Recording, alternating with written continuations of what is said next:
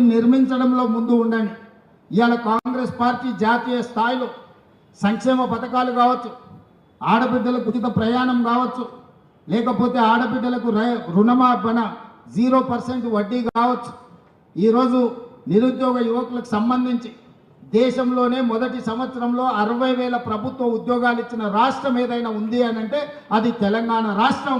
మన కాంగ్రెస్ పార్టీ అధికారంలోకి వచ్చిన తర్వాతనే సాధ్యమైంది. 10 సంవత్సరాలు వాళ్ళు ఉద్యోగాలు ఇవ్వలే.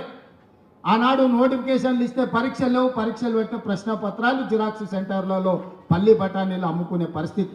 పబ్లిక్ సర్వీస్ కమిషన్ అంటే అదొక దళార్ల అడ్డగా మార్చింది. కానీ మనం వచ్చిన తర్వాత వీటన్నిటిని ప్రక్షాళన చేసి 60,000 ప్రభుత్వ ఉద్యోగాలు ఇవ్వడం జరిగింది. అదేవిధంగా విద్యకు సంబంధించి టీచర్ల బదిలీలు 10 ఏళ్ళు చేయలే, 16 సంవత్సరాలు ప్రమోషన్లు ఇవ్వలే. మనం అధికారంలోకి వచ్చిన ఎంబడి 35,000 మంది టీచర్లను బదిలీ చేసినాం, 22,000 మంది టీచర్లకు ప్రమోషన్లు ఇచ్చినాం, 11,000 మంది టీచర్ల నూతన నియామకాలు చేపట్టి విద్య మీద ఫోకస్ పెట్టి పేదవాడికి విద్యను అందించాలి, ఈ దేశ భవిష్యత్తు తరగతి గదుల్లో ఉంది అని చెప్పి ఈరోజు కాంగ్రెస్ పార్టీ నిర్ణయం తీసుకున్నది.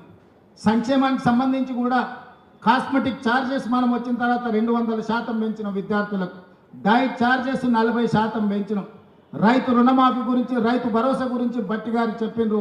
ఒక్క మాటలో చెప్పాలంటే 18 నెలల్లో రైతులకు 1,04,000 కోట్ల రూపాయలు ఖర్చు పెట్టిన ప్రభుత్వం దేశంలోనే కాంగ్రెస్ పార్టీ తెలంగాణ ప్రభుత్వం.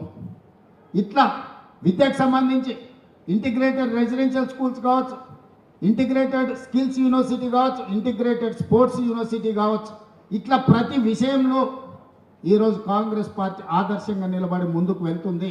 కులగణనకు సంబంధించి 100 సంవత్సరాల కళ ఎవరు కూడా ధైర్యం చేయలేదు. ఈనాడు socio economic education, employment, caste and political సర్వేను దేశంలోనే గొప్పగా నిర్వహించి లెక్కలు తేల్చి ఈరోజు మోడీ ప్రభుత్వానికి సవాలు విసిరినాం. ఇవాళ రాహుల్ గాంధీ గారు పార్లమెంట్లో తెలంగాణ మోడల్లో కులగణన చెయ్యాలని పోరాటం మొదలుపెట్టి మనం జంతర్ మంతర్లో ధర్నా చేస్తే కేంద్ర ప్రభుత్వం మెడలు వంచి ఈరోజు కేంద్ర ప్రభుత్వం ఇవాళ జనగణనలో కులగణన చేస్తామని చెప్పి కేంద్ర ప్రభుత్వం ముందుకు రావాల్సిన పరిస్థితి ఈరోజు మనం కల్పించినాం. అదేవిధంగా మాదిగ ఉపకులాల వర్గీకరణ మీకు తెలుసు. 30-35 సంవత్సరాల నుంచి పోరాటాలు చేస్తున్నారు వాళ్ళు. ఎంతోమంది అందులో ఎంతోమంది ఎన్నో త్యాగాలు చేశారు. అలాంటి సమస్యకు శాశ్వత పరిష్కారం చూపించి ఈరోజు ఎస్సీ ఉపకులాల వర్గీకరణను దేశానికి ఆదర్శంగా ఉండేటట్టు ఈరోజు తెలంగాణ ప్రభుత్వము నిర్వహించి ఈరోజు మనం ముందుకు వెళ్తున్నాం. అందుకే మిత్రులారా, విద్యార్థులు కావచ్చు, నిరుద్యోగ